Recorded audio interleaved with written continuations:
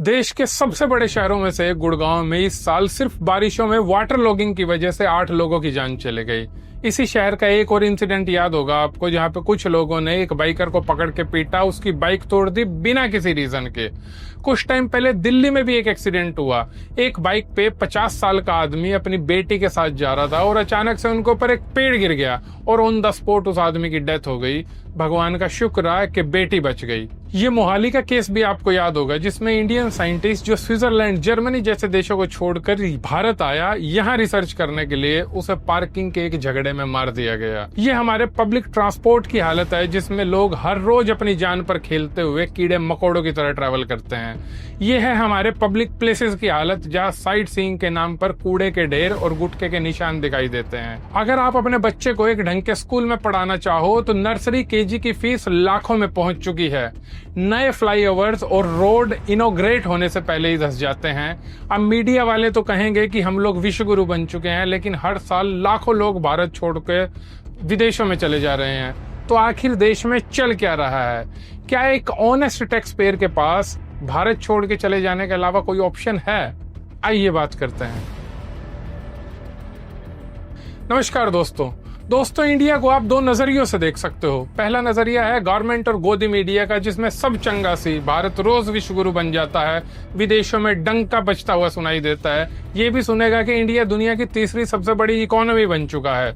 America क्या कहता था, क्या हो तुम? आज हम कहते तू क्या है बे? एक और नजरिया है आम आदमी का नजरिया, आप और मेरे जैसे लोगों का नजरिया, जिसमें जिंदगी आसान होने की बजाय मुश्किल होती जा रही है। महंगाई बढ़ती जा रही है, जबकि कमाई स्टैग्नेंट है या कम हो गई है। नए ग्रेजुएट्स को जॉब नहीं मिल रही है। बीटेक एमबीए करने वाले को सैलरी के नाम पे 10-15 हजार रुपए मिलते हैं। टैक्सेस के नाम पर चमड़ी उतारी जा रही है, बदले में टूटी हुई सड़कें, बेहिसाब करप्शन, बारिशों में सड़कों पर पानी भरना।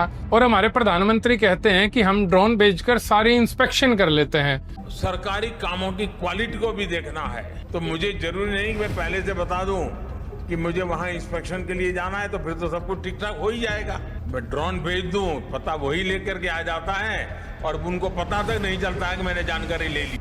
तो फिर ये नजारे आपके ड्रोन में क्यों नहीं आ रहे हैं? बड़े बड़े बिजनेसमैन और पैसे वाले लोग तो देश छोड़कर जा ही रहे हैं। अब सरकार खुद ही गरीब मजदूरों को कॉन्ट्रैक्ट के साथ बाहर भेज रही है, क्योंकि अंदर से ये भी जानते हैं कि हम तुम्हें नौकरी नहीं दे पाएंगे। यहाँ आदमी कभी ओपन मेन होल में गिर जाता है, कभी किसी नंगी तार से करंट आ जाता है, कहीं कुत्ते इंसानों को मार देते हैं, कहीं किसी को कोई कार रौंद कर निकल जाती है। और अगर इन सब से बच जाओ तो कभी बैंक की लाइन में, तो कभी किसी सरकारी दफ्तर की लाइन में खड़ा खड़ा हार्ट अटैक से आदमी मर जाता है। आप इंडिया में ही कोई वेकेशन प्लान करेंगे तो आपको पता पड़ेगा कि गोवा जाने में जितने पैसे लगते हैं उतने में तो आप 2 कंट्रीज घूम के आ सकते हो।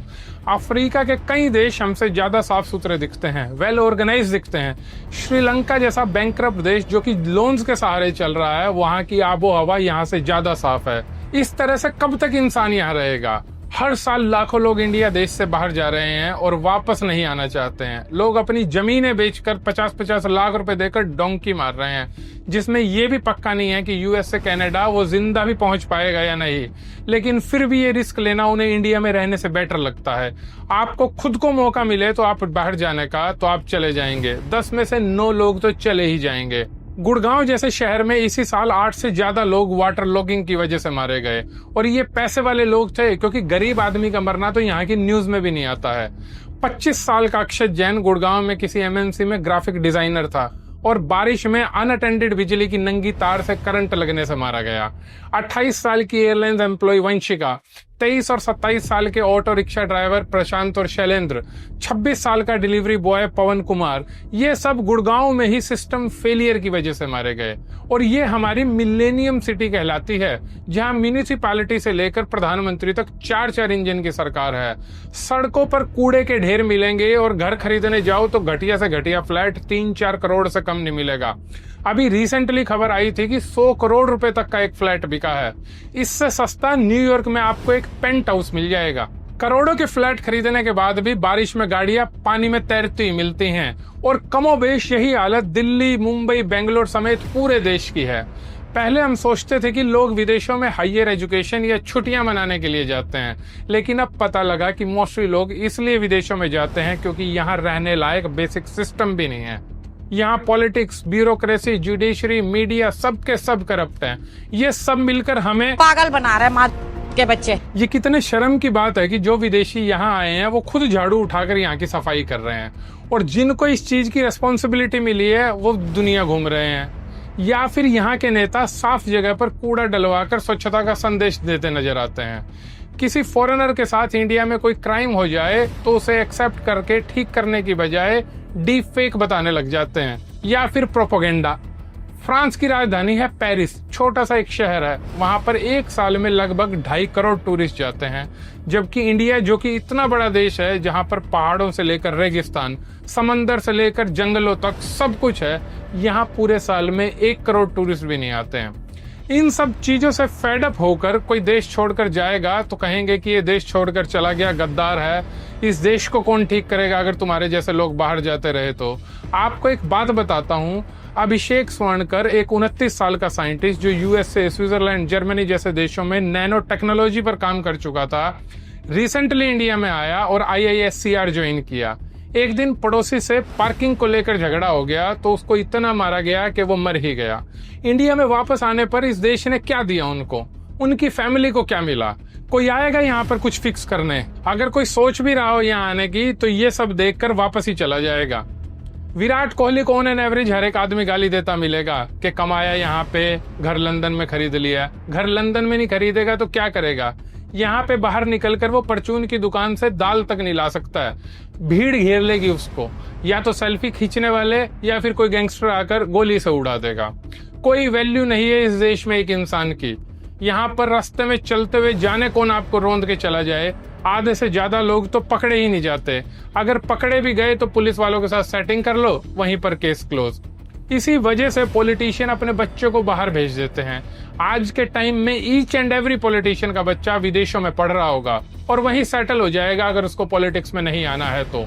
और आपके बच्चे को भेजेंगे रैलियों में, और अगर रैलियों से बच गए तो सरकारी नौकरी के एग्जाम के लिए ट्रेन में धक्के खाएगा, उसमें भी कभी पेपर लीक हो जाएगा तो कभी बाढ़ में डूब के मर जाएगा।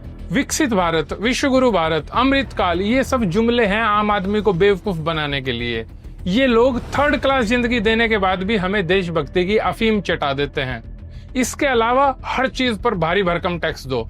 कोई कार खरीदो तो पहले लाखों रुपए GST भरो, फिर लाखों रुपए का रोड टैक्स भरो, फिर पेट्रोल खरीदो जिस पर 200% से ज्यादा टैक्स है, और पेट्रोल भी वो जो आपकी गाड़ी के लिए है ही नहीं।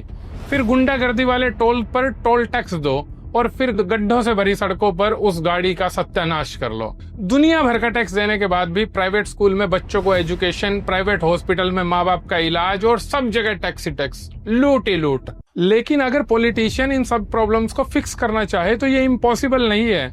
इन सब की शुरुआत की जा सकती है सिर्फ एजुकेशन और हेल्थ पे काम करने से।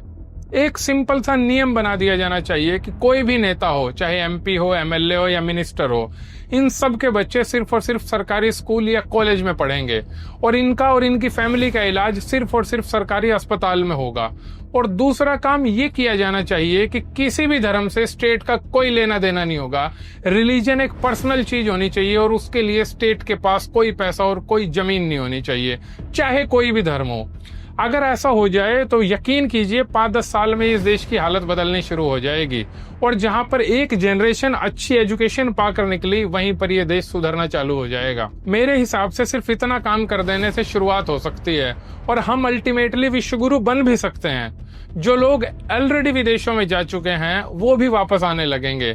सिर्फ बेसिक चीजों को फिक्स करने से शुरुआत हो सकती है। इसके अलावा आपके पास कोई सजेशन हो तो कमेंट में जरूर लिखिएगा। धन्यवाद।